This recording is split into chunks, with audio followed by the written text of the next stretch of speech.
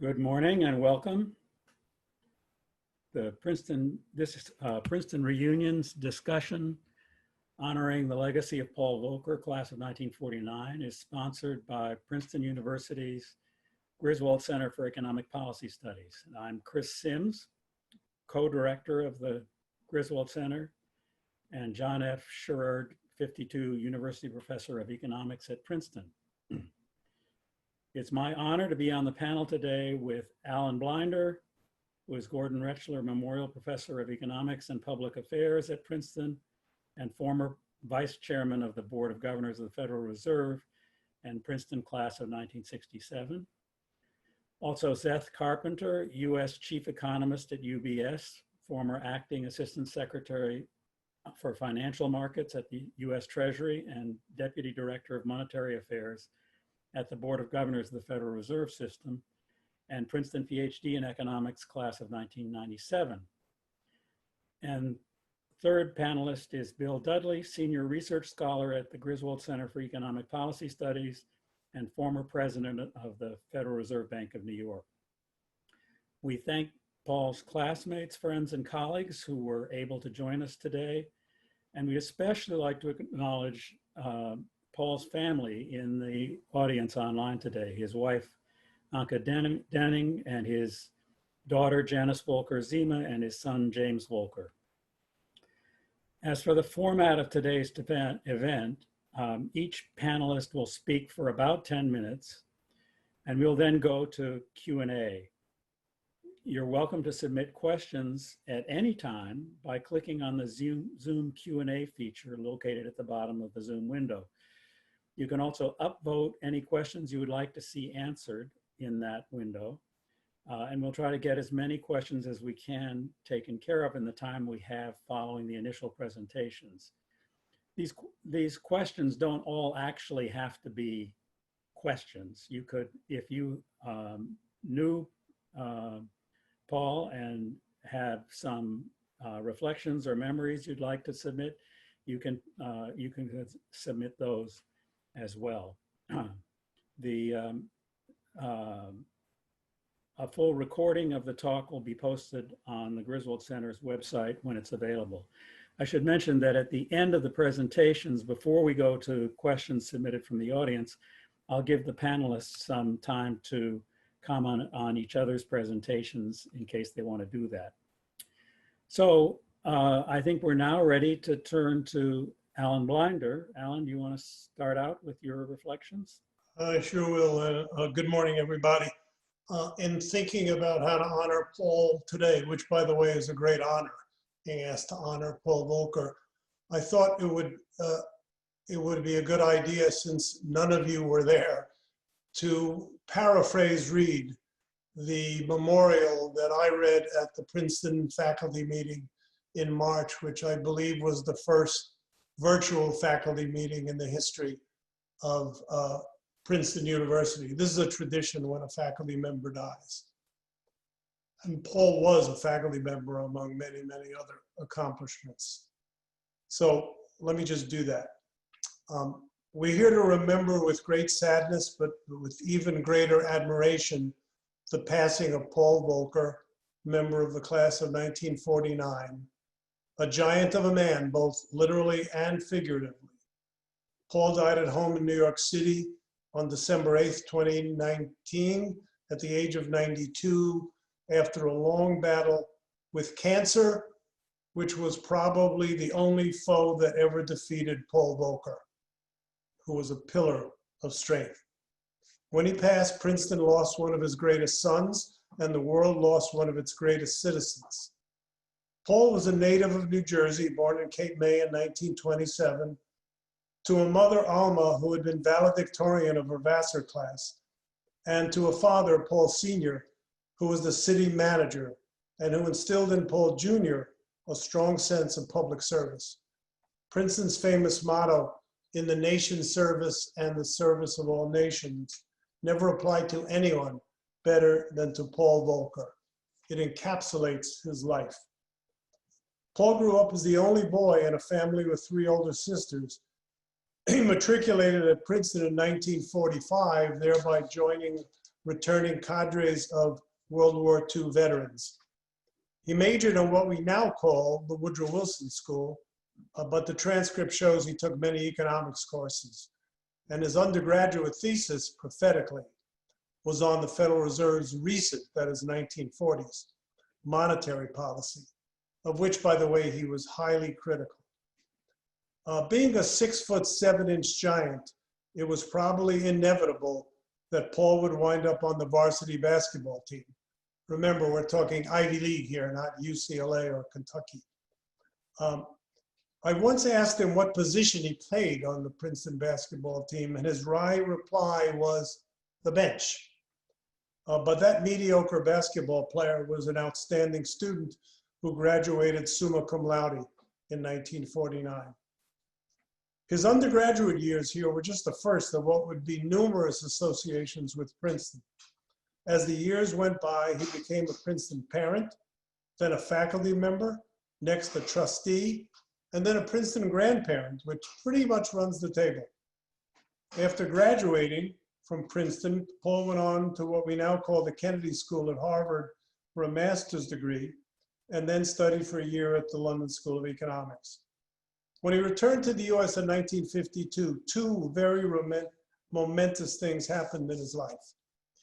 One, he took a job at the Federal Reserve Bank of New York, thus beginning a lifetime of public service.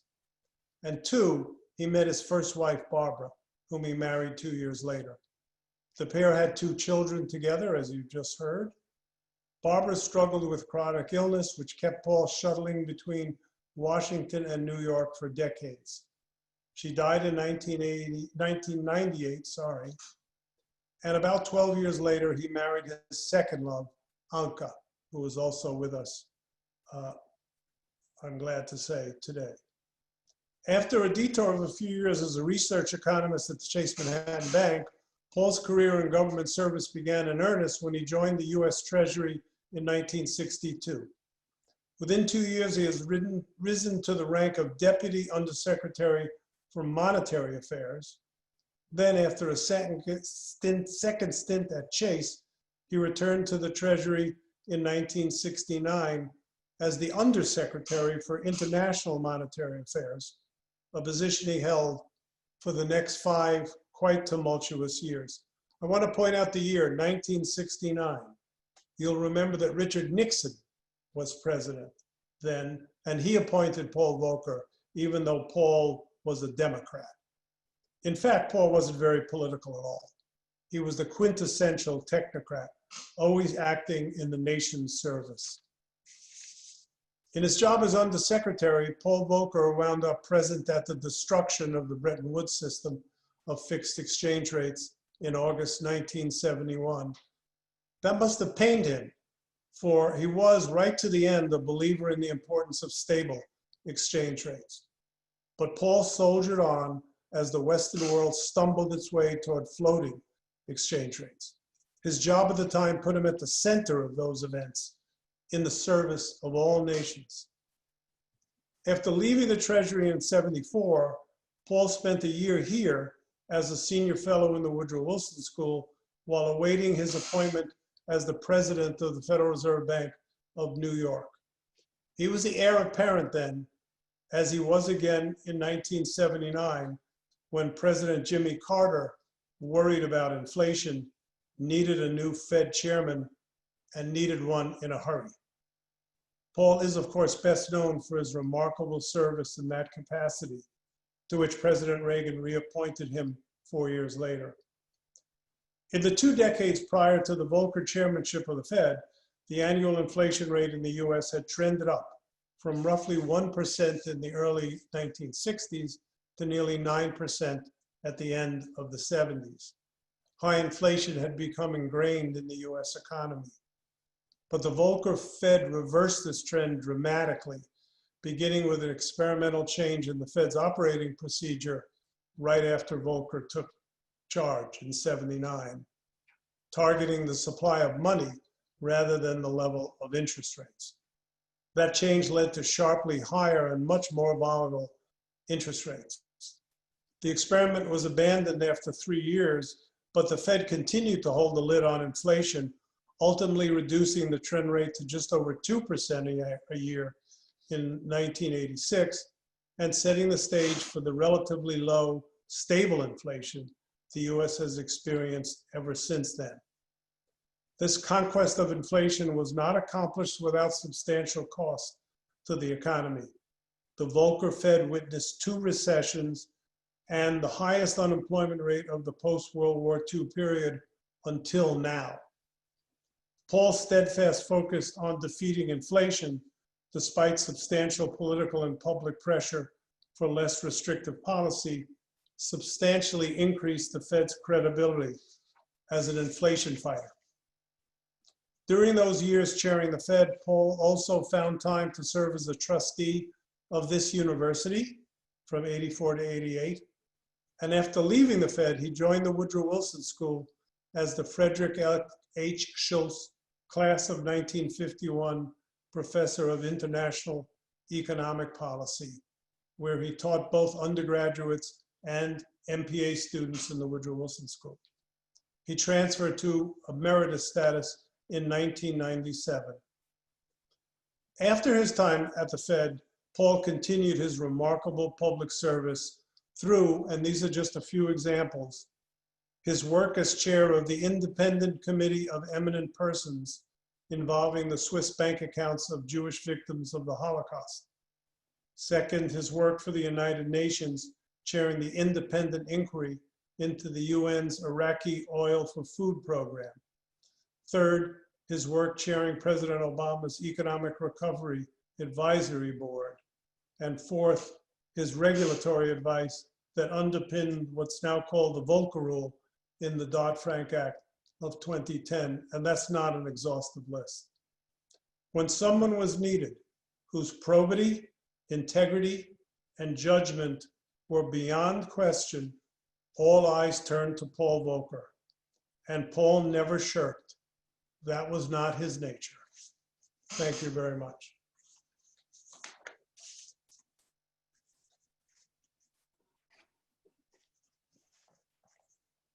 Chris, I think you're on mute.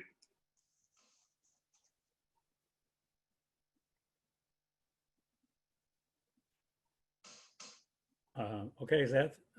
Perfect. Ready? Go ahead. Excellent. Thank you. Well, thank you. Thank you very much, Chris. And much like Alan started off to saying, it is in fact an honor for me to be here. It's an honor to be on a panel with my co-panelists. Chris Sims joined the faculty at Princeton just as I was getting ready to leave with my PhD. I won't take it personally, Chris, that you waited until I was out the door to show up. I will say it's a happy coincidence to be here with Bill Dudley. We spent time at the same time at the Federal Reserve when Bill was running the markets group, and then when he was the president of the New York Fed during what looked like the worst times the nation could face in terms of monetary policy, economics, and financial markets, and as Alan said, until now. And finally, with Alan Blinder, who I will say, once again, very proudly, it's Alan's fault that I became a macroeconomist. I had in my very first semester, my first year in graduate school, and it became clear to me what I wanted to do with my life. But I think the biggest honor is actually to be able to talk about Paul Volcker and what he stood for. Partly because I didn't actually know Paul Volcker personally, but I will say without fear of being contradicted that Paul Volcker is history. He is economic history, he is monetary policy history, he is world history. For me, I was born in 1970, and I can remember sitting in the back of my parents' car in a gasoline line, hearing discussions on the news as I became more and more sentient about inflation being high.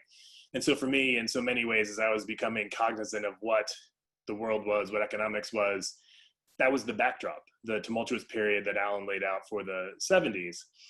I started college in 1998, so just after Paul Volcker's tenure as Fed chair, and I realized later that everything that I learned in school, in college, in graduate school about monetary policy and macroeconomics was essentially by default framed in a post-Volcker mindset. And that sort of, for me, is important because I just have two very brief personal anecdotes here. So I started at Princeton in August of 1992. I realized, as I said, that I wanted to do macroeconomics. And with that framing of Paul Volcker as such a critical part of the history of macroeconomics, it was a bit titillating to see him walking around at the time, especially in the Woodrow Wilson School. And for me, a gawky little first-year undergraduate student, it was a cross between seeing a rock star and, given his tenure, a Bigfoot sighting. So that was my first interaction with Paul. The second one that I want to mention is about 4 years ago or so. I was down in Washington, D.C. for the IMF meetings, and there was a dinner that was organized on the sides of the IMF meetings, as so often happens, and the two guest speakers, the draw, if you will, were Paul Volcker and Barney Frank. And there I was again, being awestruck, being in the presence of the monetary policy legend that he was. And then it occurred to me, the reason why there was this dinner with Paul Volcker and Barney Frank was not really monetary policy. It was so much about financial market policy, the reform that was coming after the financial crisis, how to rebuild the American and global economies after the financial crisis. And so it's remarkable that as big of a legacy monetary policy is for Paul Volcker, as Alan just went through with his not exhaustive list of contributions that Paul made in other parts of service, anyone who can contribute that meaningfully, that profoundly across multiple areas is impressive. And the fact that he did it with an air of, I don't know whether to call it bipartisanship or more importantly, nonpartisanship, I think is that much more impressive and inspirational. But most of what I wanted to talk about was, in fact, his legacy for monetary policy, his time as Fed chair in particular. And he is, in fact, most famous for hiking interest rates or changing the operating framework to target money, but tightening down monetary policy to get inflation under control. No one who is younger than I am, say a decade or so younger than I am, has lived through a period of high inflation in the United States. And that point, Paul Volcker's chairmanship of the Fed is a watershed moment in economic history and monetary policy history. Any discussions that anyone has, academic or otherwise, about the virtues of central bank independence is necessarily focusing on Paul Volcker and his time as the Fed chair. As I said before, all of my education in economics is effectively using him as the foundation. If you think about what many great macroeconomists, Chris Sims in particular, among many, have talked about as the so-called great moderation in macroeconomics, the post-middle of the 1980s reduction in macro volatility, again, perhaps until now. There's a debate, an intellectual debate that's vigorous about how much of it is just luck, how much of it is the evolution of the economy and technology, and how much of it relies on policy. Regardless of where you come down, ultimately in that debate, policy has to play into it. And I will say, only exaggerating a small amount, that the policy contribution to the great moderation was Paul Volcker. So part of the profession's understanding of macroeconomic forces were directly influenced by his courageous actions. And those actions were difficult. Alan alluded to this, but I think now, today, especially since we're all doing this remotely because of the challenges of the COVID crisis, I think we might now have a better appreciation than I would have had 5 years ago, than most of us would have had 10 years ago, for how difficult Paul Volcker's policy decisions were. The Volcker disinflation, the Volcker tightening of monetary policy gets referred to in many, many ways, but the one that sticks out to me most often from schooling is that Paul Volcker effectively intentionally induced a recession in the United States economy in order to combat high inflation. It was a very difficult cost-benefit analysis. Inflation was high, it was volatile, but it was high and not showing any signs of abating. It was built into the US economy. People were allocating real resources in the economy to try to figure out what to do to get around inflation. It was hurting the US economy. So what was going to hurt less was the question. Not what's going to help the economy most, what's going to hurt it less, letting inflation run rampant or inducing a recession to get inflation under control. So again, the irony is that we're doing this webinar in quarantine because governors across this country, leaders across the world have put their communities into, choose your favorite word, quarantine, lockdown, mobility restrictions. They are intentionally causing a recession to try to suppress the coronavirus. And we see protests in the United States, across the world, some of them armed, against these actions that are being taken. I think we can all agree that we live in scary times. And then to think about the protests that Paul Volcker faced, including tractors being driven onto the mall across the street from the Fed in Washington, D.C., 2x4s being mailed in with nails through them to the Federal Reserve, protests across the country because of how much damage was being done to the economy. I think it helps to think about it in the context of what we're going through now, just how much courage it must have taken. And as I said, we've all been living with the benefits of that legacy for decades afterward. So thanks, Chris. That's what I wanted to say.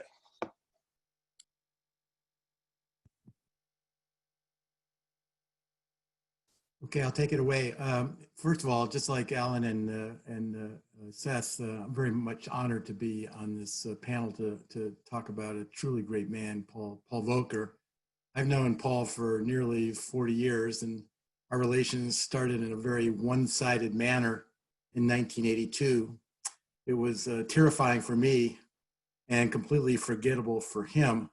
It was the first briefing I had of the Federal Reserve Board of Governors. So here's the setup. I'm a neophyte junior economist who's never briefed the board before, sitting at one end of a very long table. And Paul Volcker is sitting at the other end, probably 50 feet away. There's one important complication. Paul has his ever-present cigar, and I'm particularly worried that I'm going to actually have trouble hearing Paul's questions. Now, it turned out I managed to make that rite of passage without incident. And my relationship with Paul grew and matured over the years, and he became very much a valued mentor and friend. I especially relied on his wisdom and advice during the great financial crisis. As you remember, the Fed at the time was involved in some very unusual things, and I wanted Paul's perspective. One important example of this was AIG. If you remember, the Federal Reserve and the US Treasury had tremendous amount of resources to keep AIG afloat. And I asked Paul the question, if he were in my shoes, how would he proceed to support AIG's executive team and their board of directors so that the US Treasury and the Federal Reserve would actually have a reasonable prospect of getting our money back. He provided very good advice. He was generous with his time. He was a great mentor during a very difficult time for me. When I come to think of Paul, there are three words that come to mind. Some of them have already been mentioned. The first is integrity. The second is vision. And the third is perseverance. Starting with integrity, Paul was always a person of great integrity and character. And that's why later in his career, he was always the first person that people thought of approaching for the most difficult projects where integrity and trust were essential for success. Alan mentioned a number of these. The two that come to mind that I thought were particularly difficult that Paul led forward was when he was chair of the Volcker Commission that looked into the issue of dormant accounts of Jewish Holocaust victims at Swiss banks. How should that be addressed? And the second was the investigation that Paul led into the UN Iraqi oil for food program. What actually happened there was something that needed to be sought out. People sought out Paul because they knew he would be thorough and impartial. They knew that the conclusions would be well supported and could be trusted. And I think that was borne out in both of those circumstances. My faith in Paul's integrity has always been paramount. When I got to the Federal Reserve Bank of New York and became the president, I looked around and a lot of the rooms had very generic names. The boardroom was called the boardroom. The conference room in the northwest corner of the 10th floor was called the Northwest Conference Room. And so I thought, well, why don't we name these, rooms for people who have actually distinguished themselves through their careers and through their contribution to the Federal Reserve Bank of New York. Now, naming the Northwest Conference Room the Benjamin Strong Room was not very controversial, but I actually got some pushback from my Fed colleagues when I wanted to name the boardroom and dedicate that to Paul Volcker. They raised the question, well, isn't that sort of risky? Paul Volcker is still alive. He's still very active. Isn't it possible that Paul could actually do something controversial that would cause the New York Fed to have regret? Well, my response was a very simple one. I'm happy to take my chances on this one. We did dedicate the boardroom in Paul's honor. There never was any risk. And the nice part was that Paul got to attend the dedication, and he's been honored for many things, but one thing I was really tickled about it was he got a big kick out of the boardroom being renamed the Paul Volcker Boardroom at the Federal Reserve Bank of New York. The second word what comes to mind is vision. Paul always knew where he was heading, and he saw the big picture. He couldn't be easily distracted, deterred, or diverted. And as Seth talked about, the best example of that was his success in breaking the back of US inflation after becoming the Fed chair in 1979. I remember that period quite well. I bought my first home at the time. Mortgage rates were 17%. And I thought I got a really good deal getting a 12% mortgage rate from the seller of the home. The fight against inflation was a difficult and impossible journey. And as Alan mentioned, it entailed two, not one recession. But Paul never wavered. And because of his ability to stay the course, that really, I think, cemented the reputation of the Fed and enhanced the Fed's power and reputation institutionally. And I think it put the Fed in a position where it could better respond to future problems and future crises when they arrived. Another more recent example of Paul's vision is his work with the Volcker Alliance, which he established and whose work continues today. Paul recognized two important shortcomings within the US economic system. First, insufficient attention and care paid to good governance in the provision of public services, and insufficient attention paid to preparing people to be effective public servants. I note that the Volcker Alliance earlier this year set up a Paul A. Volcker Fund for the future of public service, and I very much commend that. The second key focus of the Volcker Alliance was to shine a light on state and local government finances. And the idea here was to put pressure on local and state governments to pursue more rigorous and sustainable budget practices. I think that's been very, very important. The third word I think of when I think of Paul is perseverance. None of the big problems that Paul took on were easy to solve. They required sustained effort, they were controversial, and he had to get other people to come along. Looking at Paul's life and accomplishments, he had a consistent ability to finish the race and achieve his objectives. Doing that for 40 plus years is unbelievably impressive. So in conclusion, I think Paul was very much a Princeton man, a gentleman. Years ago, sometime during the 1990s, my wife Ann was Paul's dinner companion at a Griswold Center event. And I asked Ann after the event, well, how did it go? And she was on the moon. There were lots to talk about. Paul was attentive and charming. Paul hadn't met Ann until that evening. To me, that sums up Paul. That's class. We both are going to miss his passing very much. Thank you.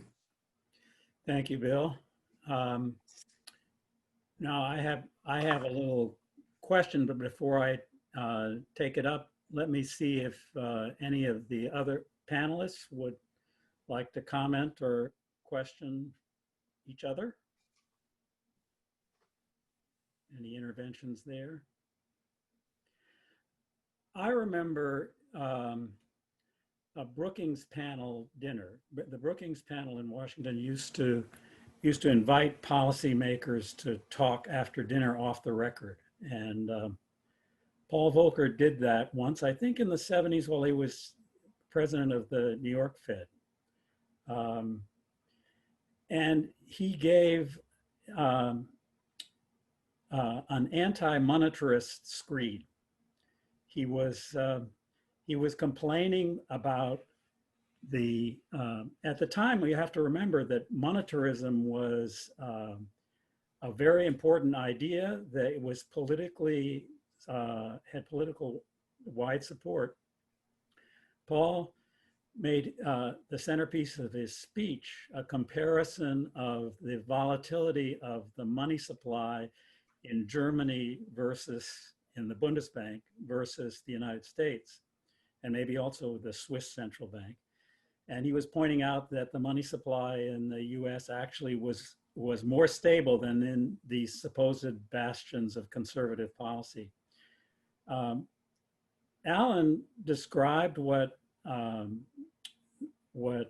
Paul did in stopping inflation as switching to a policy rule of stabilizing the money supply. I'd like to raise the question of the political economy of this. I thought it was a clever political economy move, showing his insight not just into macroeconomic theory, but into how the real world works. And I wonder if any of you have comments on that. I definitely do, because there's been this long lasting debate over just that question. That is, was there an actual intellectual conversion of Volcker and others on the Fed to monetarism, or was this a political heat shield that he cleverly put up so that he could say, I didn't cause 21% interest rates, the market did that. We were just stabilizing the money growth rate. He basically resolved that in his memoir, which I commend. I can't quite remember probably one of you remembers the title, it's recent. It's a terrific book. Anyway, he talks about that as having two purposes in his mind.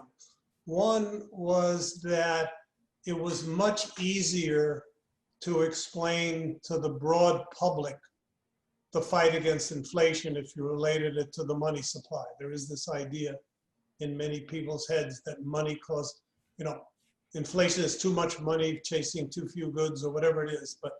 And of course, there is a broad historical relationship between money and inflation. But secondly, I found most interesting in what he wrote about that was that he viewed it as an internal disciplinary device for the FOMC itself, a kind of tying to the mast to make sure that his colleagues on the FOMC didn't waver from the task. Mm-hmm. So funny. In that sense, it was a heat shield. Yeah, it's funny that you should bring up the institutionalization of it, Alan, because when I joined the Fed as a junior economist in '99, I was in what was called the Monetary and Reserve Analysis section. And even at that point in 1999, I remember for each FOMC meeting coming up with forecasts with sort of error bands around forecasts for various measures of the money supply. So it was perhaps even more binding, at least in terms of its longevity, than he may have intended. And they were gigantic error bands. Huge. The good thing about that commitment strategy, though, is it also made it easier to actually get down inflation. If you hadn't had that commitment strategy, you would have probably been even more costly to change inflation expectations and get inflation down. So not only was it good from a political economy perspective, but it was also probably actually a successful tool to actually achieve the objective. Good. Are there any more comments from the panel? We have very few questions coming in from the audience, so I encourage you, if you have questions, to enter them in the Zoom Q&A box. We do have one comment from Dave Fernandez, and I'll read it. It's not really a question. He says, I had the good luck to be Paul's TA after he left the Fed and while I was a Princeton econ grad student. The topic of the Woodrow Wilson School class, surprisingly, was Puerto Rico. And the reason he taught it was that he thought American students didn't know enough about this US territory. Tough topic with no easy answers, but Paul didn't shy away and waded into Puerto Rico's complex issues with us, including funding out of his own pocket the whole class and TA's visit to San Juan. Extraordinary. So as far as I can tell, that's the end of the questions. And if we don't get any more, we may be at the end of this panel discussion. Anybody want to add anything? I'll add something. I mean, I think what's interesting about Paul Volcker's legacy is that at times he took positions that were quite controversial. I mean, even the Volcker Rule, people have wondered whether that was actually the right policy prescription.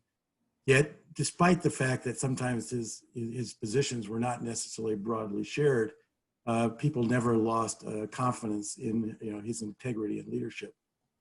So and he never held a grudge if you had a different position. So if your views on something were different than his, he would hear you out, and you'd have a fulsome debate. Most of the time, you'd probably come out second best.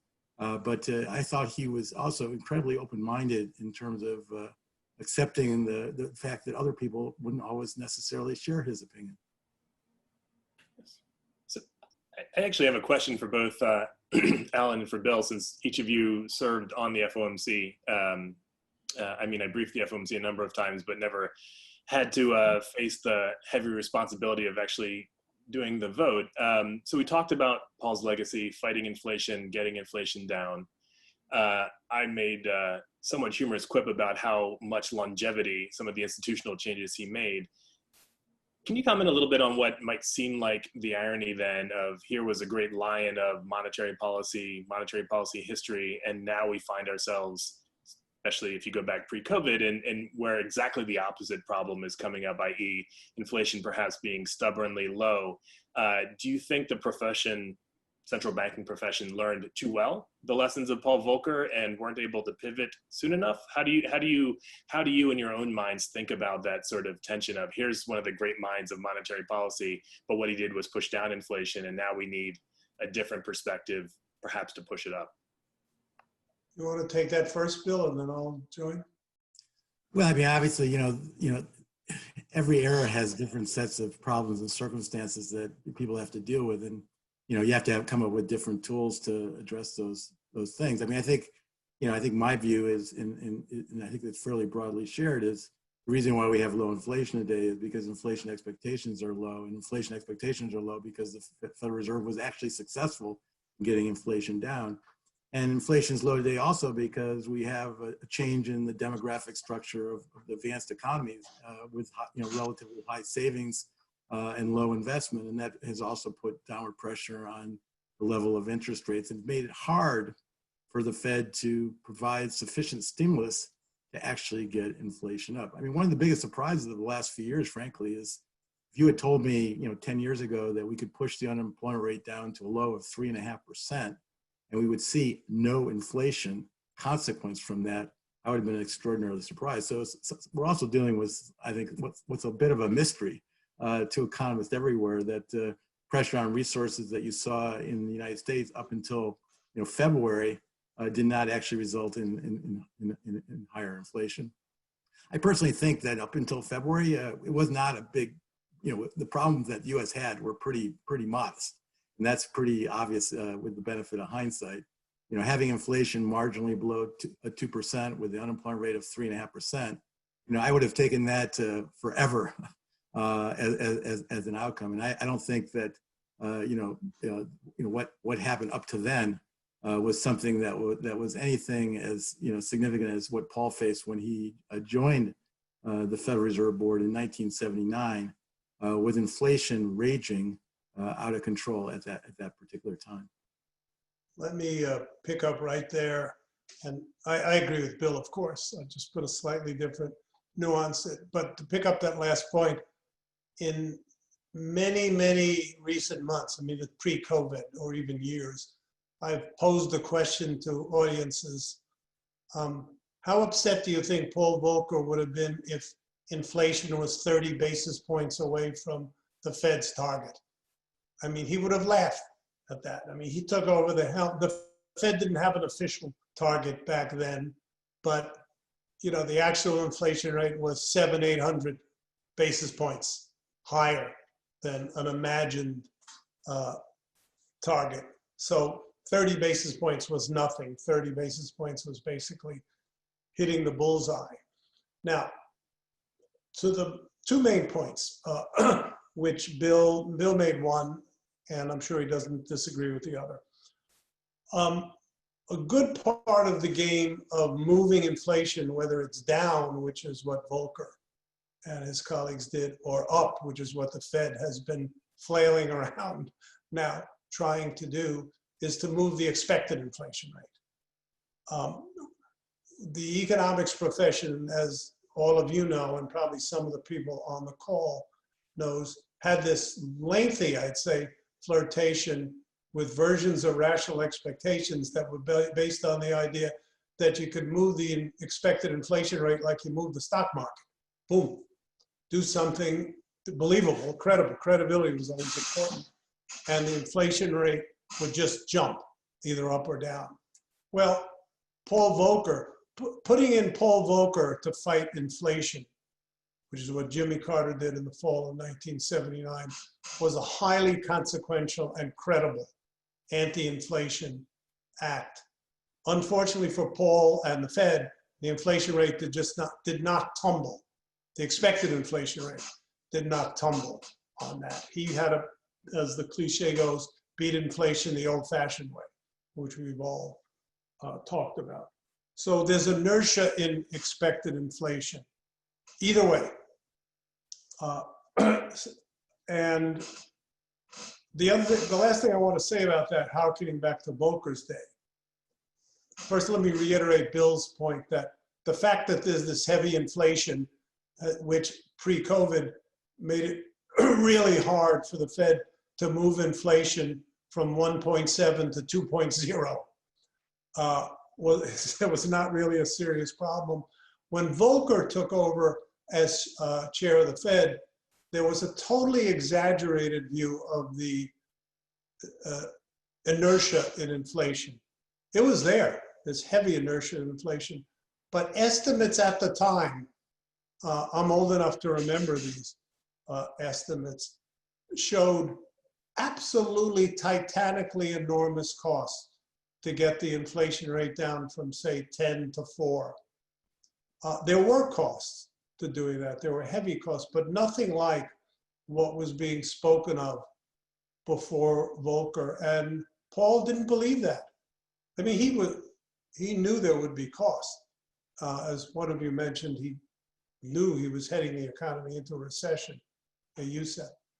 But he never bought the titanically large estimates of the costs. And he was right about that. We paid the costs. They were heavy, but not as heavy as had been thought. And after that, we could reap the benefits of the inertia in the low inflation rate.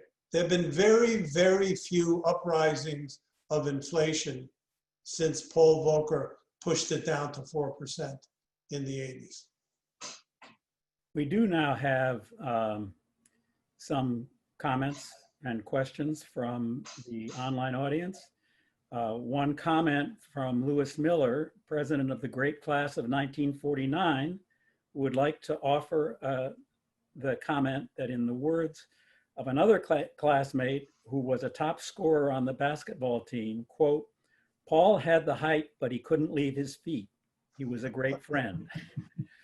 That might apply to some of his actions as a policymaker as well. He kept his feet on the ground. We have two related questions from Joe Fichera and Maisha Sultana. They're both asking, what would Paul Volcker think about the actions the Fed is taking today, and what would Paul have recommended that the Fed do in the current difficult policy circumstances? Anybody want to take that up? Want to take a stab at that, Bill? Well, I think he would be, obviously would believe that the Fed should respond aggressively on the monetary policy side. I think, however, he might have some concerns about some of the interventions that maybe bailed people out of bad judgments that they made. I mean, example of that was one of the things that have happened over the last few months is the U.S. Treasury market came under tremendous stress, mainly because a bunch of hedge funds bought cash treasuries and sold treasury futures against them in just tremendous size. And so when volatility in the market picked up, this caused tremendous amount of disruption of the treasury market, and the Fed came in and then bought massive amounts of treasury securities, essentially to help unwind these positions. I think Paul would be, somewhat horrified by that. Another area that I think he probably would have some concern about would be the Main Street lending program, where the Fed is basically going to essentially buy loans for smaller sized businesses.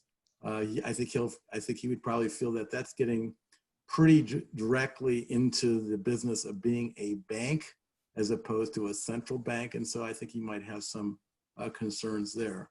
And one of the interesting debates that's still been ongoing between, I think, Paul and others is how transparent should the Federal Reserve be about how it conducts its operations. If you talk to people like Paul and Jerry Corrigan, they have a view that a little bit of mystery can be helpful in making the Federal Reserve more successful. But other people, including myself, think that more transparency is better because it helps people anticipate what the Fed is going to do. So I think also the transparency the Fed's doing might also cause Paul a bit of concern. I agree, as usual, with what Bill said, syllable by syllable, with one small exception, and I'm sure there was just a slip of the tongue. It's common to talk about this Main Street facility as for, quote, small businesses. What that means is smaller than General Motors and IBM. Yeah, they're medium-sized businesses. And others. It means too small to float debt on the capital markets. I was talking to about this yesterday with Jay Powell at a Reunions event, and I asked him the loan sizes. Main Street is about to go live any day now. And the answer won't surprise you. The smallest loan they envision is $500,000, and they think they may go up to hundreds of millions of dollars. My local restaurant on the corner doesn't want to borrow $500,000. So it was an unfortunate nomenclature, which I think came out of the Treasury.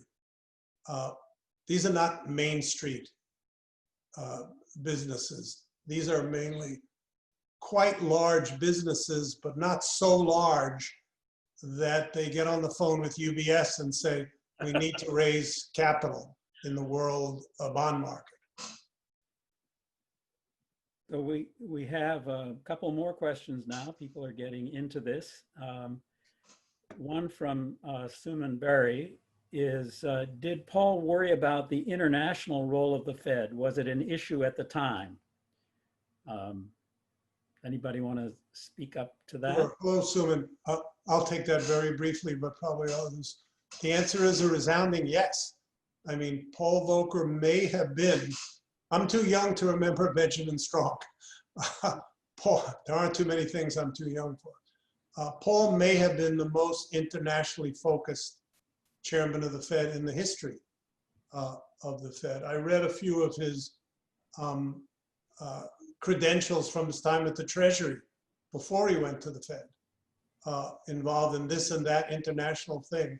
I mean, he was absolutely consumed with international concerns, including prominently the Latin American debt crisis in the 1980s, to which he devoted an enormous amount of time and energy to very good effect.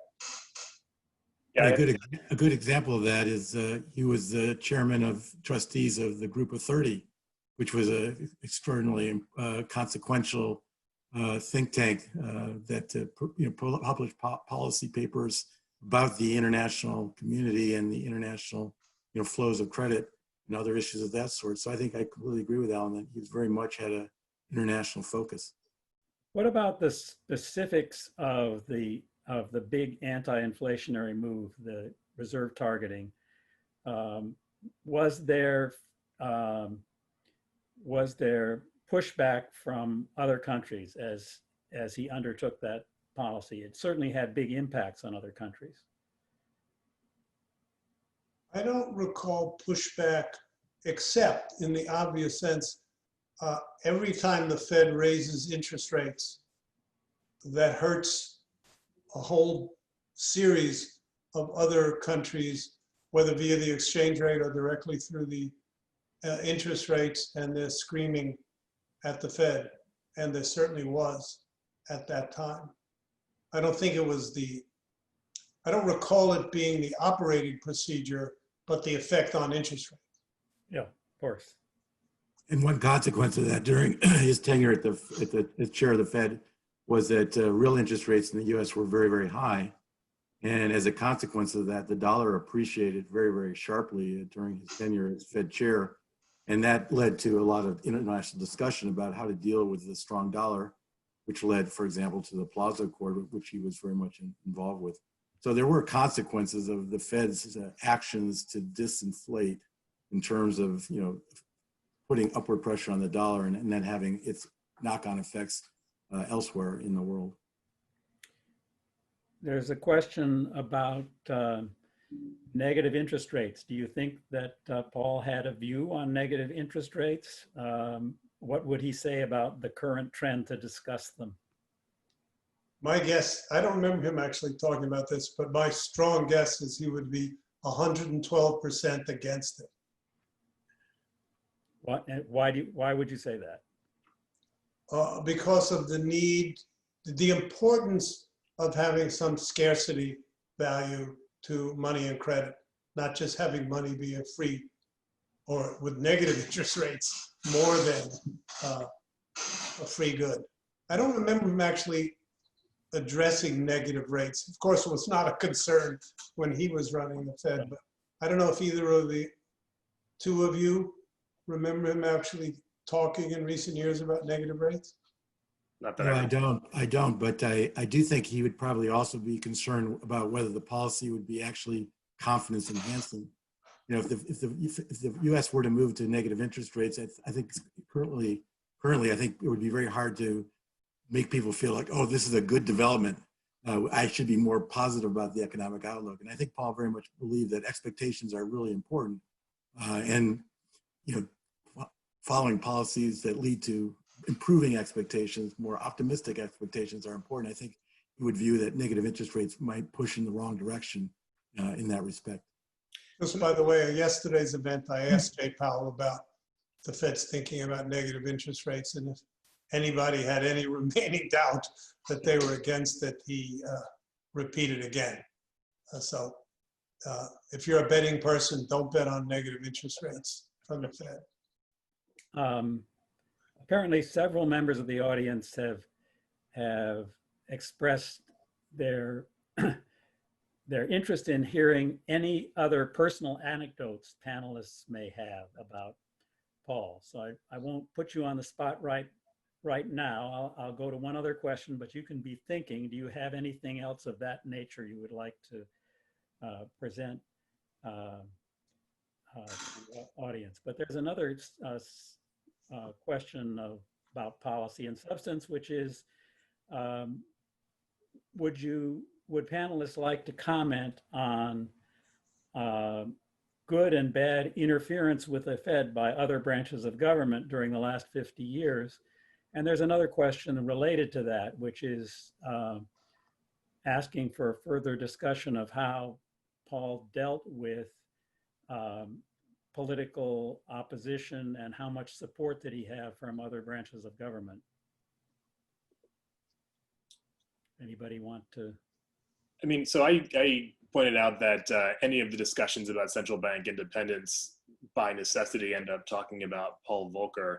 And I think the historical record shows that much of President Carter's choice to appoint Volcker was in reaction to how much interaction there was between the executive branch and the Fed beforehand, and in part leading to the high inflation.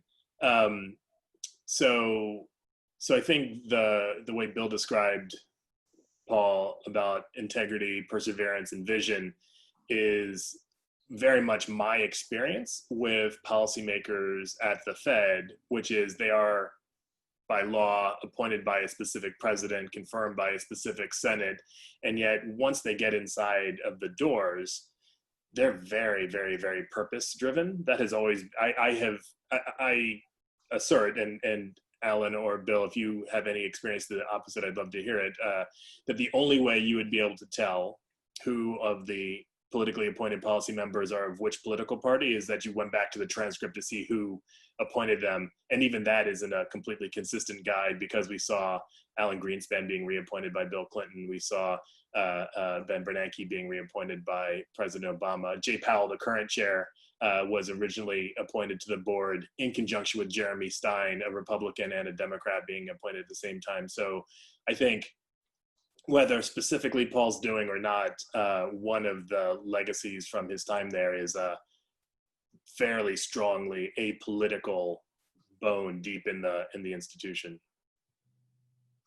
That's right. One of the secrets of the temple is once you take the oath of office and become a member of the Federal Reserve Board, they take you down to the basement where you get a brain implant. And it sucks the partisanship out of you. But in a more serious note, what you just said, Seth, about monetary policy is 100% correct. People that haven't been on the board often forget that most of the board's business is regulatory and supervisory. And there, frankly, you do see left-right differences. As everybody knows, Republicans tend to be more laissez-faire and Democrats tend to be more regulatory. So there are differences in that. But when it comes to monetary policy, you can't tell the difference. We have a question from Paul's daughter, Janice Zima. What do you think the greatest challenge the Fed faces today? And do you think the focus of the Fed has evolved since the 1980s? I'll start on that. The focus of the Fed has certainly changed. I mean, the focus of the Fed when your father was at the helm was on beating inflation, and the Fed was incredibly successful at that.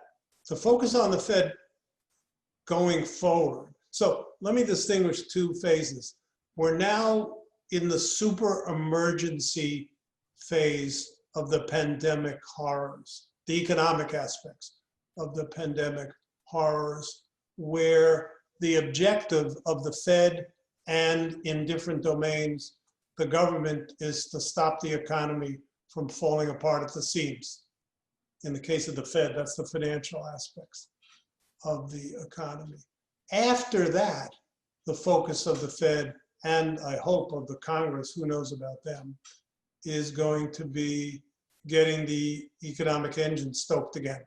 So we start climbing uphill from a very, very deep hole.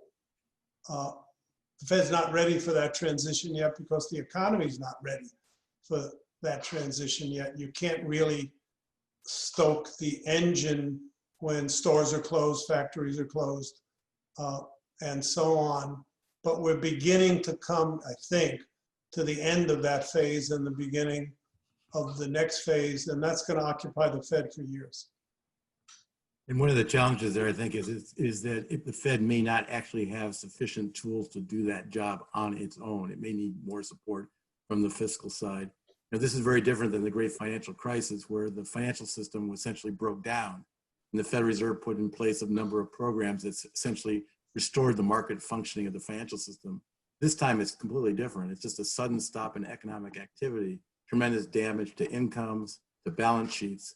And the Fed can't do that much about those things. So I think one of the challenges the Fed is going to face is explaining exactly what they can do and what they can't do. I completely agree with the way Bill phrased at the end, and I was going to tie it back to Alan's interview with Jay Powell yesterday, because one of the risks that Alan brought up was mission creep for the Fed. And in terms of what the Federal Reserve should do, shouldn't do, can do, and cannot do, I think there's a real challenge there. And so much of the criticism that does get leveled at the Main Street facility or any of the other emergency lending facilities is that, isn't that really fiscal policy, and shouldn't the fiscal authority be doing that? And I think there's over the long history of the Federal Reserve, there is a little bit of a history, and this has been documented in some academic books, about the Congress essentially pushing the Fed to do things that might otherwise be the Congress's or the central federal government's responsibility because it's politically expedient. And that, to me, I think is a big challenge for the Fed. And there's no simple solution that the Fed can do to that about that on its own. I think one of the masterstrokes of Jay Powell's chairmanship of the Fed is the relationship he's cultivated with the Congress to make sure that it is that the antagonism is as low as it can be, but there's no direct effect that no direct control the Fed has over that problem. People have talked about the recovery and what the problems are going to be as we emerge from the current crisis. And one of the questioners points to the unprecedented deficits and wonders if Paul's inflation-fighting strengths are going to be needed again as recovery takes place, given the huge deficits we've been having. Does anybody want to comment on that? Well, I think in the short run, I mean, it's clearly what's going on is deflationary because you have a loss of incomes, you have damage to balance sheets. But longer term, I mean, I think there is a question of the fiscal policy, not being, well controlled, and the Fed holding a big key to how much pressure that creates by the level of interest rates. One thing that's quite remarkable over the last 15 years or so has been how little debt service costs have gone up, even as the federal debt outstanding has more than tripled. And that's just because of the level of low interest rates. So we could get to a point in the future where the Fed wants to raise interest rates, needs to raise interest rates to keep the economy from overheating. And that's going to then feed back directly in terms of the fiscal outlook. And that might be very, very tricky for the Fed. I'll just add, I'm praying for the day when the Fed is worried about the economy overheating. Me too. I think maybe this will be the last question, but it's a big one. Several people have pointed to the wealth and income gap in the U.S. Having become unprecedented recently. How can monetary policy help with this rising crisis? And I suppose also, would Paul have had anything to say about it?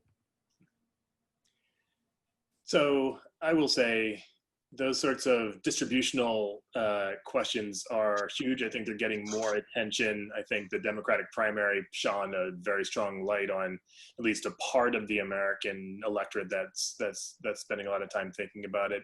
And it's a tricky question. So this was another area that Alan asked Jay about yesterday, and I thought Jay gave a very full-throated, but sadly, and I say sadly because I agree with Jay's answer, incomplete answer, which is monetary policy can do a little bit, but monetary policy, in my view, shouldn't be asked to do the heavy lifting for income inequality and wealth inequality. That should be, in my view, very much the federal government, the state governments, fiscal policy, education policy, all of those sorts of policies. But the way that monetary policy affects these things is only seen by looking at the counterfactual, which is always a difficult argument to make, especially from an economist to the real world.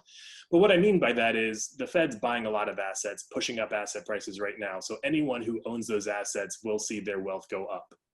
And so as a result, people who don't own those assets, their wealth doesn't change, and some people's wealth goes up, and that makes the wealth inequality worse. So in that sense, absolutely categorically, monetary policy has made wealth inequality worse. However, you have to ask yourself, what would the outlook for the distributional effects be if the Fed took no action? So if it's the case that the Fed does, in fact, support the economy, keep things from collapsing, keep things from turning into another Great Depression, that's the comparison I think we want to look at. Are we happier with people who have a portfolio of financial assets, seeing that wealth go up and getting back to a point where the rest of the economy has a job and has a livelihood and is able to rebuild their wealth? Or would it be better to see those with financial portfolios take a hit on those portfolios and relegate the rest of the economy to 5 or 10 years of misery? And I think that's the question that's so hard to frame because it is quite subtle and you can never prove the counterfactual. But to me, that's the role that monetary policy can and should play in thinking about distributional effects. What Jay Powell emphasized yesterday was, it's a kind of a simplified version of what Seth just said, is that the Fed is focused like a laser beam on limiting the rise in the unemployment rate and then eventually pulling it down. And especially given the uneven incidence of this recession, that's about the best thing you could think of in terms of to the extent that you can do it in reducing inequality. Okay, I think this has been a very good session, and I think we should probably bring it to an end. Thank you very much, Alan and Seth and Bill, and to the audience for coming through with a very interesting set of questions. Thank you all very much. Thank you. Bye. Bye-bye.